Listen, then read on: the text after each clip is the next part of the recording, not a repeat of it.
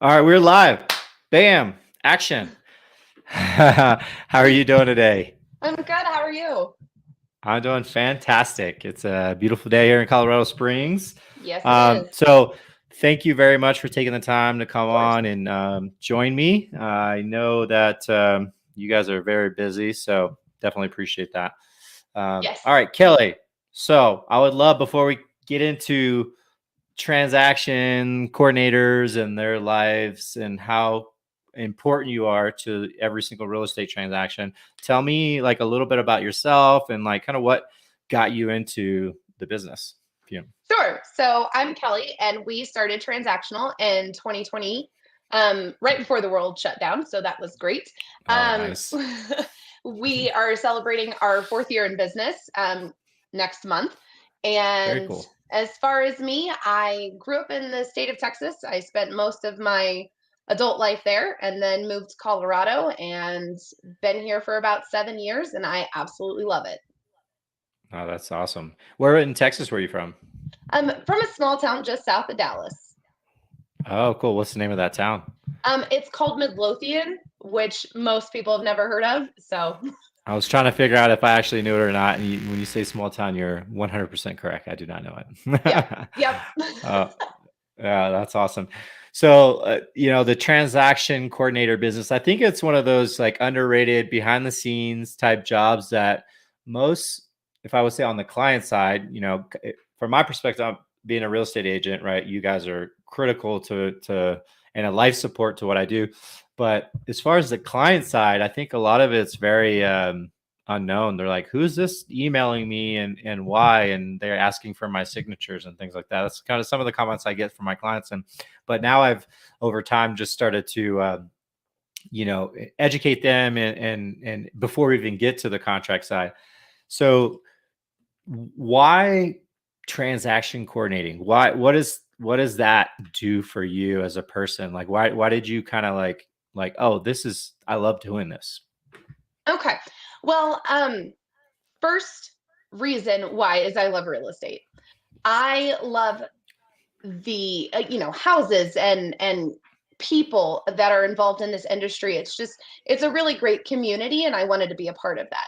Why transaction coordinating? Because in my heart of hearts, I love a good checklist. I love helping people. I love having everything where I need it. I love the communication, the just everything about real estate. And why not use my skills of being a great communicator and, again, loving checklists to help Yep. my friends and family make a successful real estate transaction for their clients? No, that's cool. I like the checklist part because I live and die by two things. Is one is a checklist and my calendar. If it's not in the calendar, Absolutely. it doesn't exist. If it's not on the checklist, I have no idea what's going on. Exactly. And I'm I'm the exact same way. Yeah, I get a little scatterbrained at time, and these are ways and for me to like reel it back in and like actually my my to-do list, right? It's all like cluttered right now, but every day, every few days, I'll kind of redo it. I love getting the cross the line or a check on the things. It's some sort of weird satisfaction in doing that. So I Yes, could you're definitely absolutely right. We relate. have a mark complete, and I every time I'm like, yeah. Yeah, nailed it. um, as far as no, that's an awesome, and I think we were very similar in that aspect because you can really take different approaches to the real estate industry. When people are like, "Oh, you're in real estate," they assume real estate agent, right? But Right. a lot of people don't realize that a lot of TCs they can be licensed, they can be behind the scenes, they can be like additional like assistant and transaction coordinators. There's a lot of different variations to that and a lot of different roles within the real estate industry, I think, that are not really talked about a lot. And one of the reasons why I wanted to like bring you on today is not only like elaborate for people to better understand like what you do behind the scenes, kind of give you guys some kudos and credit, but also, hey, like we're a team, you know what I mean? There's more than the agent's not. And if the agent's like, I'm the only person that exists in this, like I don't think they're doing anybody a good justice. So you got to have the team approach to everything you do to be successful. But can you talk about what we'll get into like more of this as far as responsibilities, but what is like a typical day in the life of a transaction coordinator look like? Sure. So here at Transactional, we handle our day in the following ways. Number one, we're all at work by 8 o'clock in the morning. I do have a team of transaction coordinators. So we're all at work by 8. First step, obviously, is to check our email for anything that came in after hours and handle and disperse those documents as necessary. And then our next step is, again, that internal checklist where we make sure our dates and deadlines and anything going on with the contract are addressed early in the morning, whether that's reaching out to the clients, the agents, title, lender, whoever. We get those checklist items done. And then the rest of our day is really spent just quickly responding to the emails that we receive, again, from either agents, their clients, title, or lender.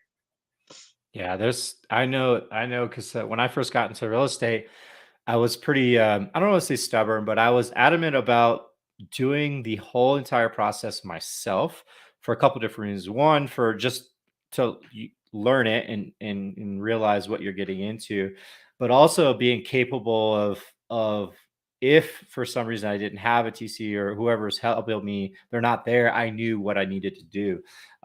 But over time and with volume and things like that, like it's one of those like it's time consuming. It's like if you're only if you're a solo agent and you're doing all your behind the scenes work yourself, like it's a lot of back and forth, like you said, with title, with potential I wouldn't say inspectors, but potential vendors that are be at closing. You're going to coordinate things. Like there's so much going on, amendments and all that good stuff. So yeah, it's huge, and I don't think people realize how big, how much work goes into that.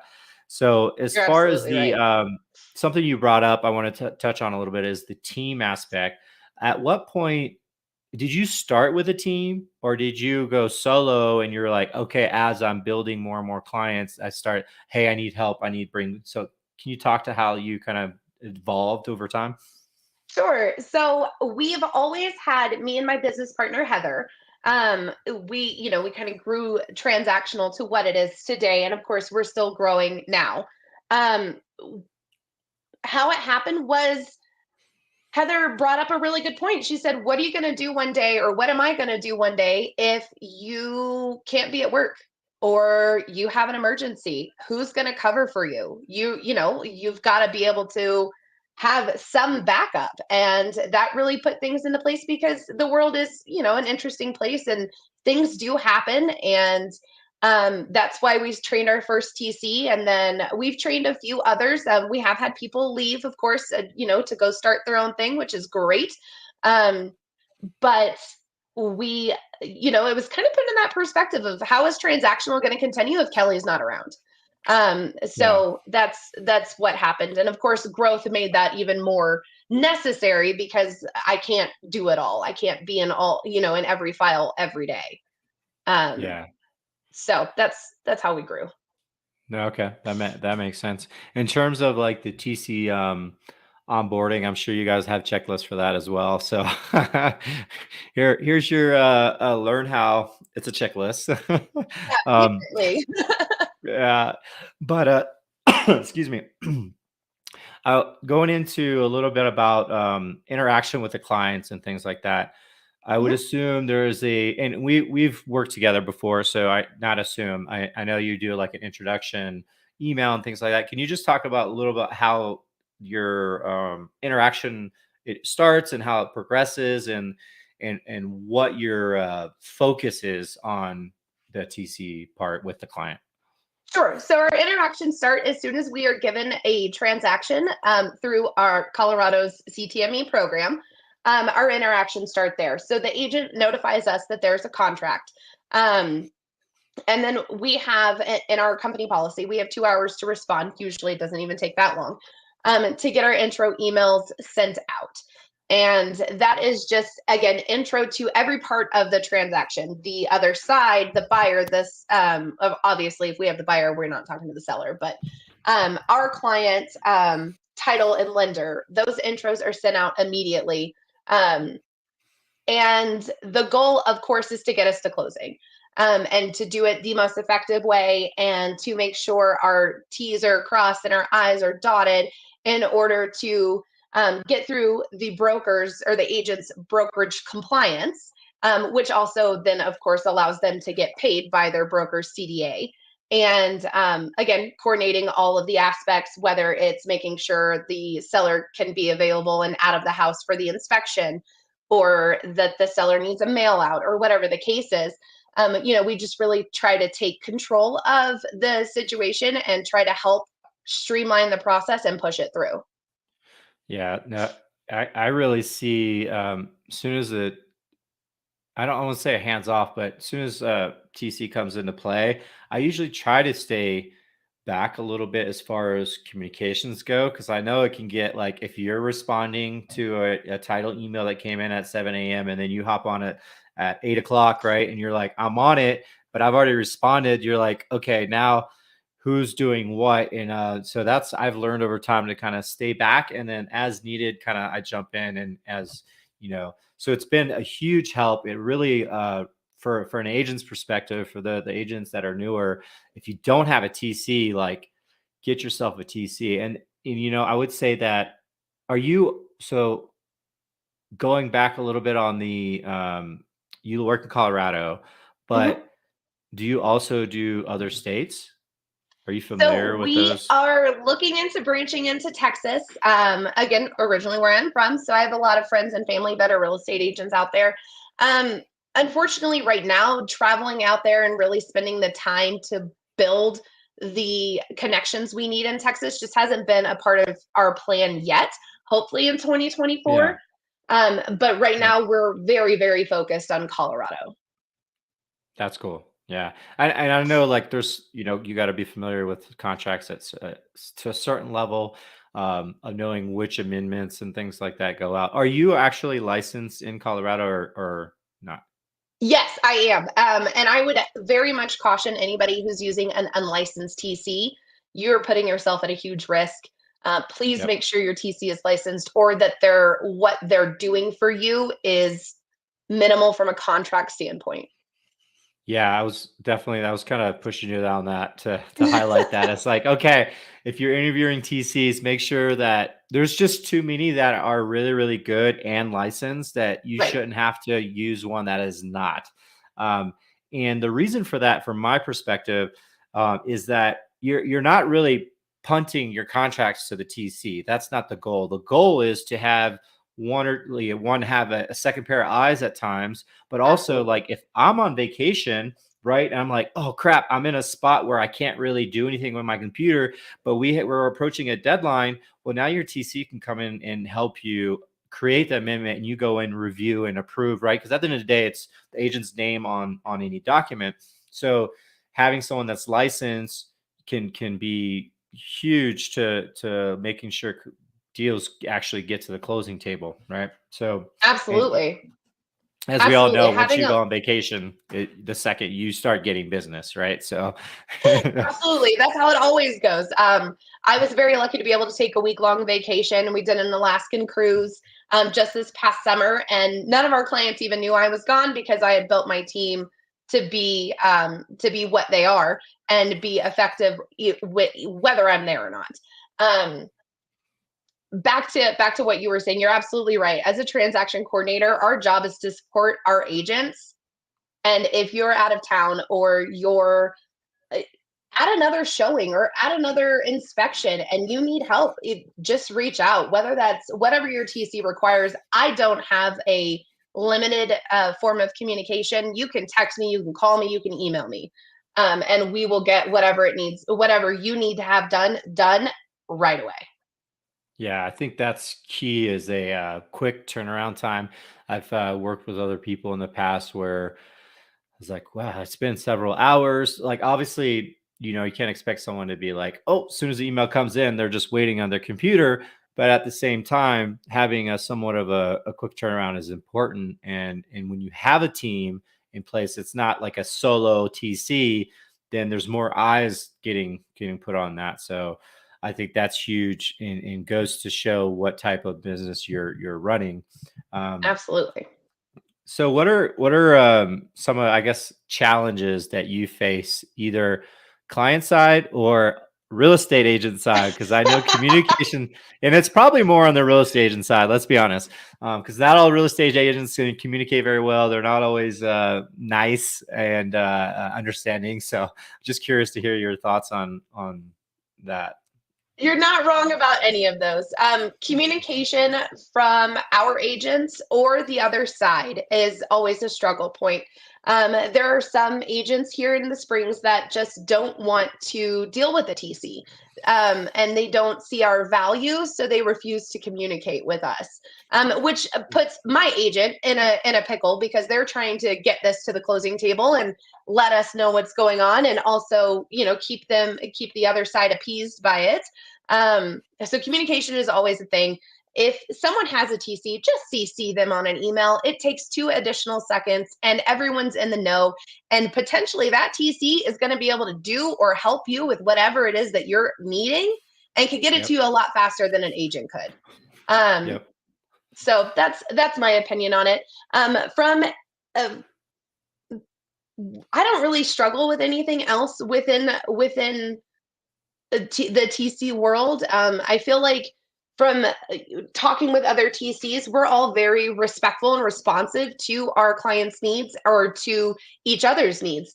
And so when I have a deal where there are two TCs, me and another TC, that deal is the smoothest thing possible. It's like butter and it's fantastic because our agents, if you are a good agent, you are out selling houses, you are out making connections.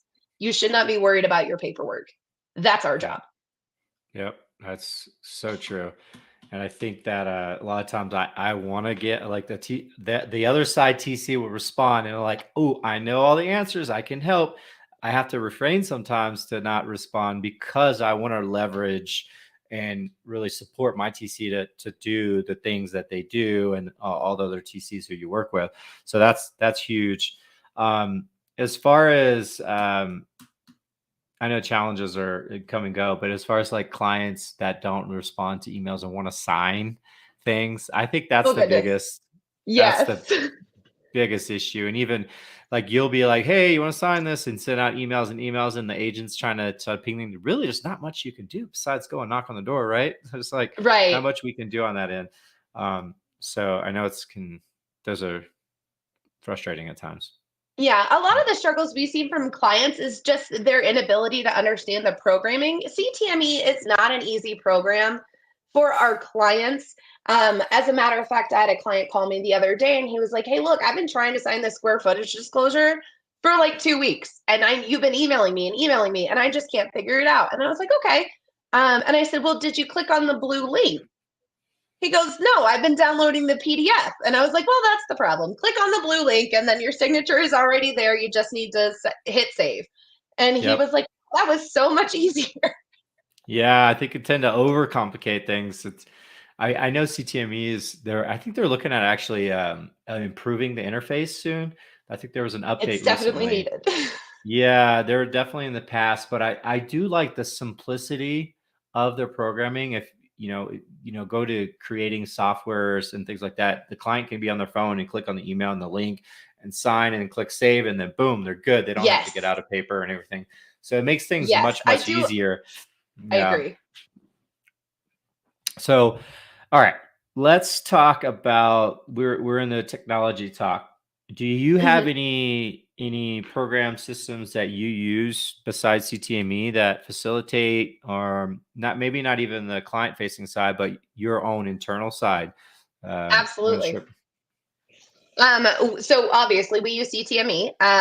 From a website perspective, every single one of our clients is pretty much with a different brokerage. So we use their websites in order to do the compliance piece of what a transaction coordinator does. And then internally, we have, again, remember that checklist I mentioned? We have our own internal system for our checklist that is designed to keep us up to date on the contracts and dates and deadlines. And it's another one of those kind of CTM systems where it's a little archaic, but it does the job. And there are a lot of TCs right now that are doing a lot of automation. And I love automation to a certain extent, because our contracts and, with communication, things change and how you would word things would change based on your communication.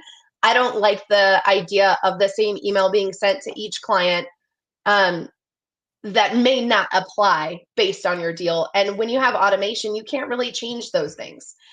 So Yeah. we use it as a full-on checklist.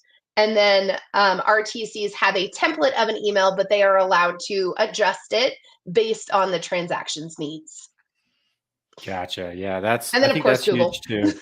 Yeah, Google, right? Um, I'm gonna, you know what I forgot to do? I'm sorry, I forgot to add your information That's to okay. the banner here. I'm gonna add that real quick. Um, as far as like automation goes, I know I'm a huge fan of it, and I agree with you. Like, you have to get involved in the system, everything like that. Mhm. So for you, does it like automating dates and deadlines? Is that a huge part of it, or is it other parts? Well, currently there's nothing that interfaces with CTME as far as a program for dates and deadlines. Mhm. There's not something that can pull the information through CTM in order to make my checklist easier. So unfortunately, it does have to be hand done. But that's actually a really great thing for a TC, because they have to review your contract. They have to know what deadlines you're asking for and what requirements you may have, or if there's due diligence documents, if there's a conditional sale. Like, there's a lot of things that matter that, Yep. from an automated system, you wouldn't even technically need to review your contract. But I feel like that's flying blind, and that does my clients a disservice. So we review every contract. Yeah, that's good. I think that's key too, is having a second pair of eyes. I know often I'm trying to scramble at times for deadlines and writing amendments, and I want to make sure that I'm thorough. So I always send it out a little in advance to get second pair of eyes. So it goes back to how important, TCs are, especially if you're a solo agents or whatnot. Like, you don't have a team leader. You can be like, hey, what do you think? What's next? Having a licensed TC is key to running your business. Absolutely. Um, Absolutely. j- Jumping to some mistakes to avoid. What are some things, if you're like, hey, I want you to make my life easy so I can return make your life easy? What are some common things that come up that you would suggest maybe improving on? To a realtor, if I were speaking to R- a realtor about how to improve. Really, anything that it can be the first thing that comes to mind. It could be a agent side, client side, whatever you want to dive into. Sure. So I'm only going to speak to agents, because my clients are agents. I Yep, can't tell you it's how true. to treat your client. Um, That's true. That's fair. Number one, introducing your TC to your client prior to our email. So if you send an email to your client, or you shoot them a text and you're like, hey, guess what? They signed your offer. You're now under contract. You're going to hear from my TC. This is who they are. This is their email address. This is their phone number. Making that initial introduction keeps your clients from feeling scared when they get information from us. Mm. There is a lot of wire fraud. Wire fraud Oh is yeah. huge here.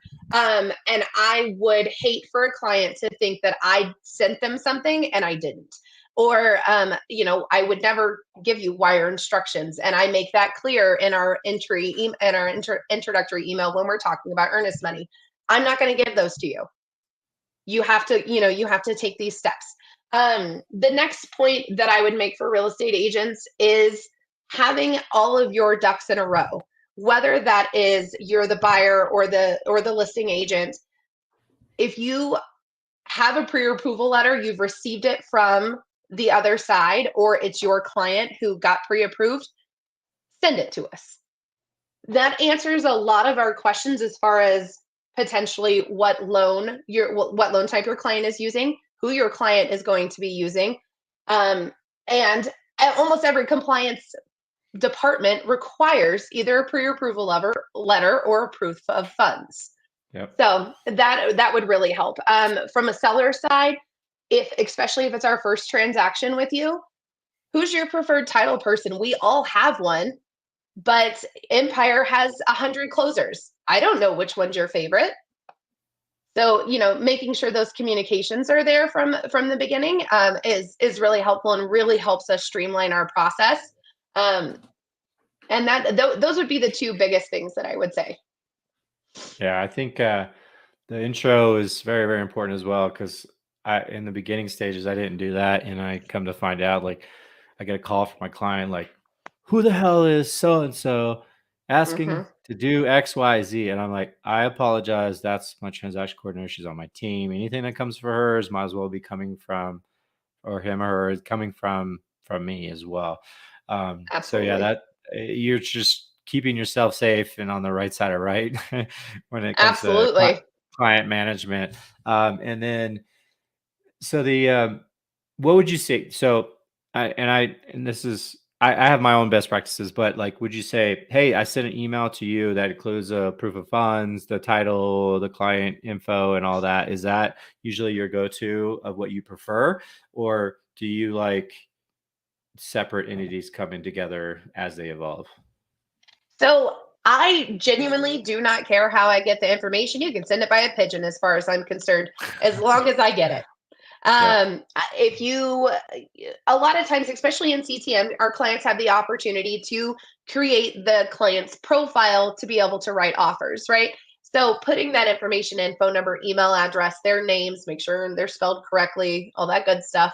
Hmm. That is automatically shareable in CTME. So when we're talking about pre-approval letters or something like that, again, taking a picture of it and shooting it to me, just giving me the lender's email address, any of that, I have no problem, and none of my team does either, putting the pieces together as long as we have at least a piece. Yeah, makes your life easier if it's just, okay, For here's the sure. information. Yeah, everybody's life easier at that. Um, okay, let me see. Let me check my notes. Make sure. Okay. What about just your opinion on the future of transaction coordinators within the real estate industry? Do you have an opinion on that, or might be a tough question? I think my opinion is licensed transaction coordinators should be the only type of transaction coordinator. And that's only from a safety perspective to protect our agents. Um, as far as transaction coordinating goes, I don't think it's ever going to go away because we're always going to be buying or selling real estate. Yep. And why would you not, as an agent, have someone else checking up on you? Because if you're a part of a big firm or a big brokerage, you are a number. And it's harder to get your managing broker's attention. It's harder to get the response that you need. Why would you not have another licensed person looking over and looking out for your best interest? Yeah, I think that's huge. Um, as far as taking a step back on the brokerage side, I'm sure you have tons of clients who are, and when I say clients, real estate agents that are Hmm. with various different brokerages.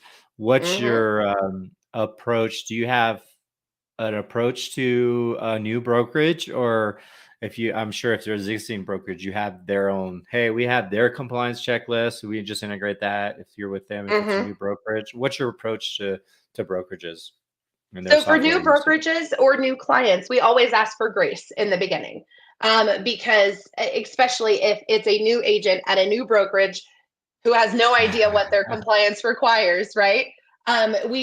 We say, hey, we're gonna take control of this. We're gonna get it done. It just might look bad, or it might take us a little bit longer to understand how your brokerage works. Um, we will always ask for communication to your compliance person or to your broker or whoever does your file checks. Just so if we have questions, we can go directly to them instead of trying to get you to stop doing real estate and help us with this. So Right. that's been really effective on our part. Um, a lot, things are always evolving and changing, and every year contracts are different, every year requirements are different, every year Dora puts out a new form. So Hmm. so That's so staying true. on top of it, and of course giving grace towards your TC as they are learning a new system, but just know that our job is to get it done, and we're going to. It just might look a little odd until we get there. Yeah, no, we had, so LPT Realty is new in Colorado, and I had the same issues. We're like, okay, what do we need? Who do we need to talk to? What documents do you actually need for this to go through? So at the end of the day, the Mm-hmm. clients can be closed, the agent can get paid, transaction coordinator gets paid, everyone's happy. We've had a successful transaction, and I say transaction in our current interaction, but typically it's a relationship that we've built and we're trying to get through. But when it comes to documents, Absolutely. it's a transaction. Um, Right. so when you said Dora, I immediately thought annual training. I immediately thought CEs. Yes. What do you have? I don't think there's any state regulations on transaction coordinating, which maybe that is a potential future of real estate. But what do you? Are there any trainings at either a state or a national level that you can attend, or should, or have to? So there is nothing that you have to do Mhm. if you are a transaction coordinator who is unlicensed. If you are a licensed transaction coordinator, you have to get your CEs, your annual commission update Yeah. every year, just like a regular realtor does, in order for your license to stay compliant. Um, is there national programs? Sure. Are they effective in every state? My answer to that would be no, because every state real estate looks different, contracts are different. In Yeah. Colorado, our contract is 24 pages long before we start putting in information. In Alabama, the contract is 11 pages. So it does, so to say that there is a nationally recognized transaction coordinator, no, because there Yeah. can't be. That would be silly. Yeah. State-wise, no, there's not here in Colorado. There are some companies who put out training programs in order to get you to be effective within your state, but again, not required. Okay, that's interesting. It really is hard at a national level to do that. The same with college. Like, Absolutely.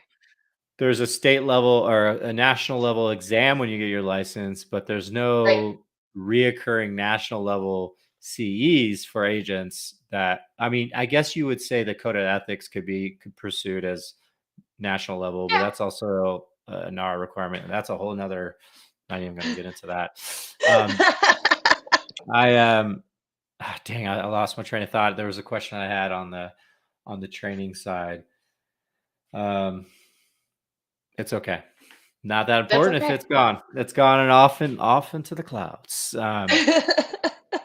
Yeah. So do you have any I guess, do you have any things you'd like to highlight about um the TC world, or any shout outs you want to do as far as your business, what you guys offer, how you interview agent, what your, because I would love for other agents. This is also on my on the, the agent side YouTube channel. Mhm. So any agents in Colorado that are needing a good TC, I would love for you guys to reach out to Kelly and chat with her. I remember the first time we met, it was over coffee at a Mhm. local coffee shop, and it was just a very natural conversation. I felt very welcome to your company if we were going to do business together, and we did, and it was great. I have nothing but good things to say. So I anything, appreciate I'll let that. you take it if you have anything to put out or anything like that. Anything to add? I think I would just speak to pretty much anyone and say if you want to get into transaction coordinating, or you want to hire a transaction coordinator, do your research. Make sure that they're licensed. Again, I cannot stress how important that is to our agents. It's Mhm. so important. If you are wanting to get into transaction coordinating, find a mentor. Whether that's another transaction coordinator like me or an agent who's willing to kind of teach you the process. Again, a seasoned agent. Do not try. I wouldn't recommend a new agent and a person who's never done real estate in Colorado try to figure it out. So definitely look for mentorship. As far as shout outs, I love every single one of our clients. I consider them friends, and most of them I consider family.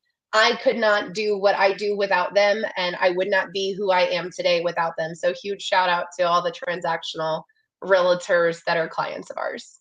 That's awesome. Yeah, I think the uh, having the mentorship side is huge. Do you offer mentorships to other up and coming TCs, or if there's a TC in the area like, I really want to get into this, but I don't know where to start? Do you do that, or is it more of a, hey, if you'd like to come and like, if you want to start working as a TC and join our team, cool, I'll mentor you. But do you do anything outside of that? I don't right now. However, I am a firm believer of an open door. If someone had a question or wanted to learn more, I'd be more than happy to answer their questions. Right now at Transactional, we are not looking to hire anyone, but I could definitely help guide. Um, and that would just be, at more of a surface level. How to understand documents, what are you looking for, that kind of stuff. Um, but when Transactional is hiring, if you're trying to start your own thing, I would be glad to interview you. Attention to detail is probably the biggest skill a transaction coordinator has. As far as our contracts go, there's about a million different places where people can mess up. So being able to recognize that for each deal is a huge asset. So again, being able to recognize that and have the attention to detail where it needs to be is huge as a transaction coordinator. Yeah, I couldn't agree more. You gotta really be not only attention to detail, but consistently paying attention to detail too, because as you see Absolutely. more and more contracts come in, it's the same contract, right? So you It's the think same you're like, contract. no, you have to approach it as it's your very first one and read every line until you've like Exactly. rote That's what I tell our memorization. TCs. Yep. We Yeah. have highlighted spots of like, hey, this is where you need this is where important information is going to be. But I tell them that when they come on and we're training them, you might feel like you've done this before, but I promise you haven't. Every deal is different, every communication style is different, every title commitment you get is different. Every CDA you try to request is going to be different. So you just have to Yeah. be on your toes. Yeah, that one's a huge one. The CDAs, man. Oh, I've been through some Oh, hoops to they're there's awful. a split of this and it's a referral and then there's an admin fee that gets Yes. taken away from, yeah, it's crazy math. But that goes back to your brokerage and making sure that they understand what they're asking Yeah. for at the same time. Yeah, Um, for sure. but yeah, so I don't really have anything else as far as questions. I think you've really done a great job at clarifying what a TC should do and what the good ones do on a regular basis is, being consistent, making sure they're licensed and attention to detail is huge. I 100% agree. But yeah, Kelly, thank you very much for your time. Thank you If so you much. Yeah, if you guys have any questions, I would love for you guys to post them in the comments, or if you have any scenarios that you're like, oh, what if this or that, post them in the comments and I'll make sure I can, make sure Kelly's aware and she can put her spin on it if she wants. And then like, Absolutely. subscribe to channels. And Kelly, feel free to share whatever you want, take some clips out of here and for your own, marketing. And I wish you a wonderful day. Thank you. You too. Have a great day. All right. Take care.